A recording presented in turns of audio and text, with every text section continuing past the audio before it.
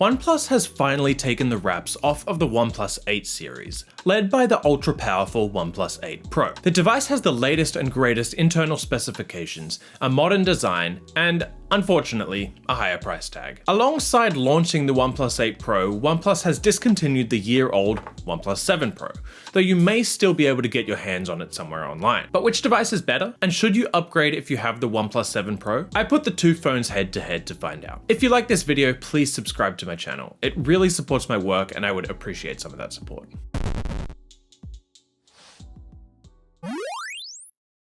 The first thing to notice about these two phones is their design, and while they look similar at first glance, there are some key differences in design. On the front of the OnePlus 7 Pro, you'll get a 6.67-inch display with a 1440p resolution and a 90Hz refresh rate. That already makes for an excellent display experience, but the OnePlus 8 Pro manages to step things up even further by increasing the refresh rate to 120Hz and a 6.78-inch display. Now, it's important to note that the step up from 90Hz to 120Hz is relatively minor, and nowhere near as important as the step up from 60Hz to 90Hz. That said, there still is a difference, and while you might not be able to immediately see it, you can feel it.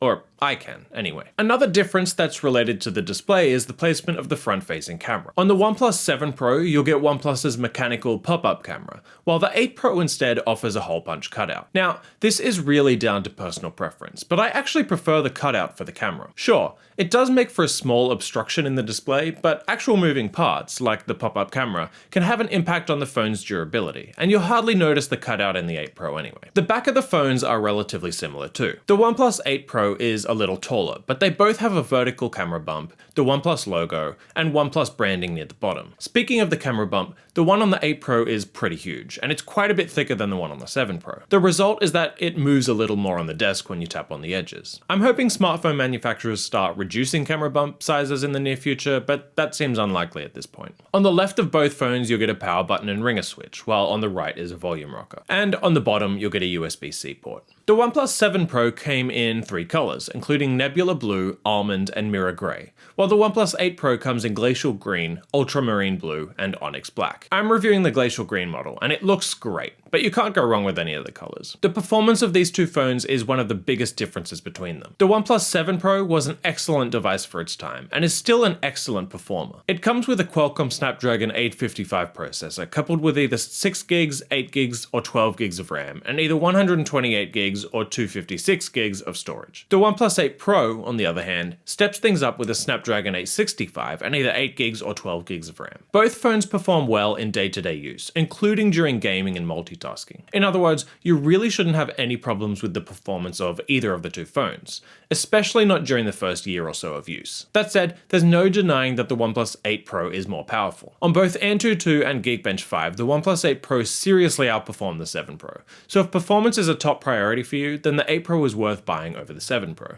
The battery life on the phones is actually pretty similar, though the OnePlus 8 Pro should offer a slightly improved battery life. The 7 Pro has a 4000 mAh battery, while the 8 Pro steps things up to a 4510 mAh battery. Despite the higher refresh rate, in my battery test, which involves streaming a 1080p video from YouTube over Wi-Fi for 3 hours at maximum brightness, the 8 Pro ended the test with 73% of the battery remaining, while the 7 Pro ended with 70%. In both cases, the phones performed well, and should easily last a full day of use, if not more. OnePlus phones have never competed with the best in terms of their camera, but the OnePlus 8 Pro does step things up a little. The 7 Pro offers a triple lens camera with one 48 megapixel main sensor, one 8 megapixel telephoto sensor, and one 16 megapixel ultrawide sensor, and photos taken with the device look pretty good. Photos aren't always as detailed as those from the likes of the Pixel or iPhone 11 Pro, but they're still high quality and beat most other phones in the $700 price range. The 8 Pro, however, offers a quad lens camera, with a 48 megapixel main sensor, an 8 megapixel telephoto sensor,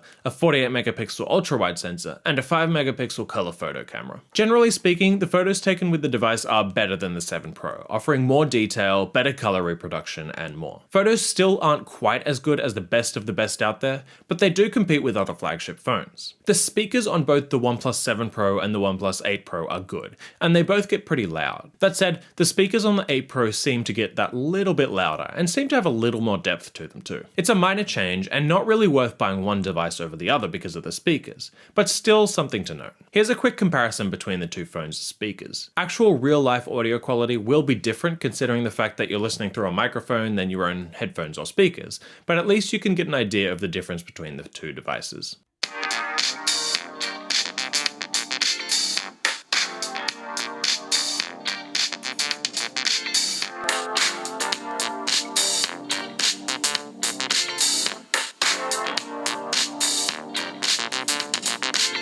The software experience on OnePlus phones has always been pretty good, and that remains true here. Both the OnePlus 7 Pro and OnePlus 8 Pro offer the relatively stripped-back Oxygen OS, and it's easy to navigate, smooth, and well-built. That said, there is one major difference between the software on these two phones, and that's the fact that the OnePlus 8 Pro finally offers the Google Feed instead of the OnePlus Shelf. I'm expecting the Shelf to be replaced with the Google Feed on other OnePlus phones through a software update eventually, but OnePlus hasn't made any announcements regarding that yet. The only other major difference between the OnePlus 7 Pro and the OnePlus 8 Pro is the fact that the 8 Pro has 5G. Now, for many that won't really matter, especially considering the fact that 5G isn't necessarily that widely available.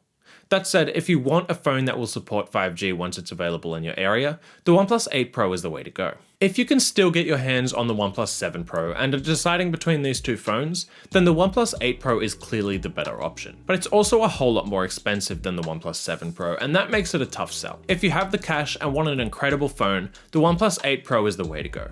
But if you already have the OnePlus 7 Pro, then it's not really worth upgrading to the new device just yet, especially considering the $900 price tag. Thanks again for watching, and again, please subscribe to this channel if you liked the video.